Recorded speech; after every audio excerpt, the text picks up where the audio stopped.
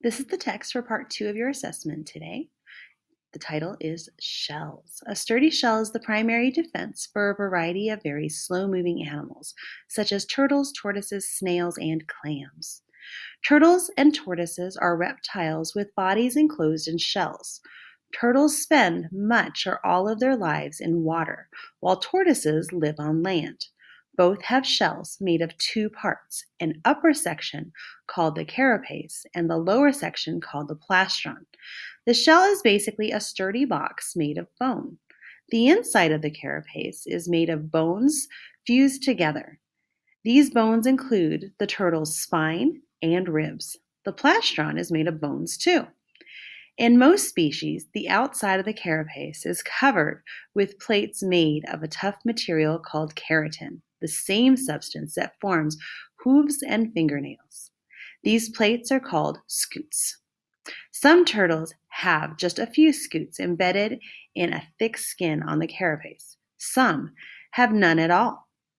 Many turtles can pull their heads, tails, and legs partly or fully into their shells. Box turtles have hinged plastrons so they can close the openings in their shells. Desert tortoises fold their thick, scaly legs in front of their withdrawn heads to form a shield. A turtle can stay inside its shell for hours, waiting for a predator to give up. It will stay tucked in while a predator sniffs it or rolls it around. Okay, looking at the picture, the caption says, for slow-moving animals like the snail, a shell is the primary defense. This snail is resting on a leaf, but it can quickly disappear inside its shell if it senses a threat. Snails, clams, mussels, and other mollusks also are protected by shells. The soft, boneless body of the mollusk is covered with a kind of skin called a mantle. In the mantle are glands that produce the materials that form the shell. These materials include the minerals that the mollusk gets from its food and from the water, sand, or soil in which it lives.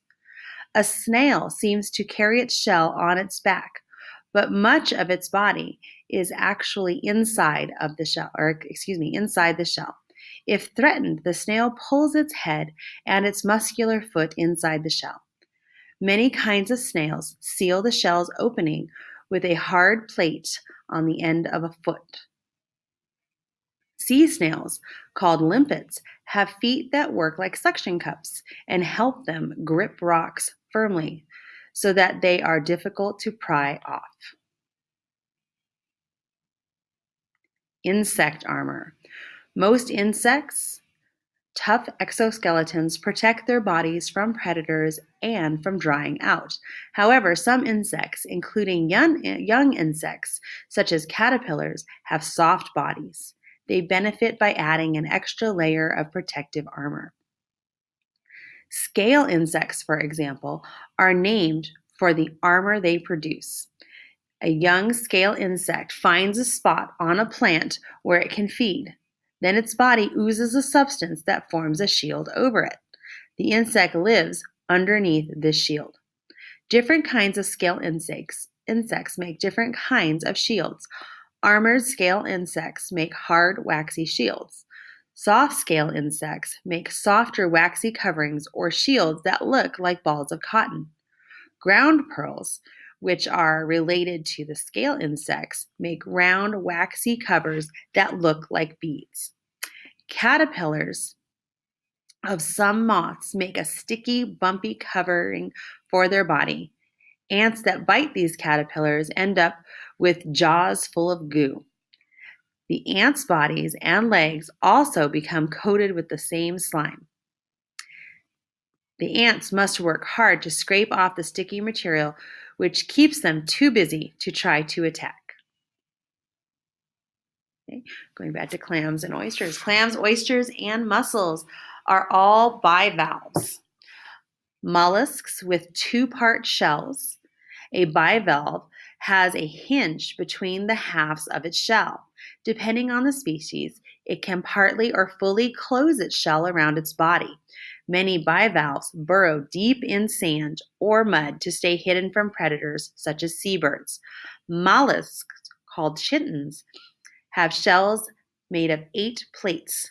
A chitin clings to a rock with its wide, flat foot as it grazes on algae. It hangs on tightly enough to prevent it from being washed away by waves. If a predator manages to pull it off the rock, the chitin rolls up into its armor-plated ball. In recent years, researchers discovered a snail living on the deep sea floor that actually wears metal armor. This snail has not only a protective shell, but also extra tough skin. Scales made of minerals, including iron, covering its body. Okay. Like I said, please go ahead and now read all of your questions. If you feel like you need to return to this recording to hear a part, please go ahead and do so.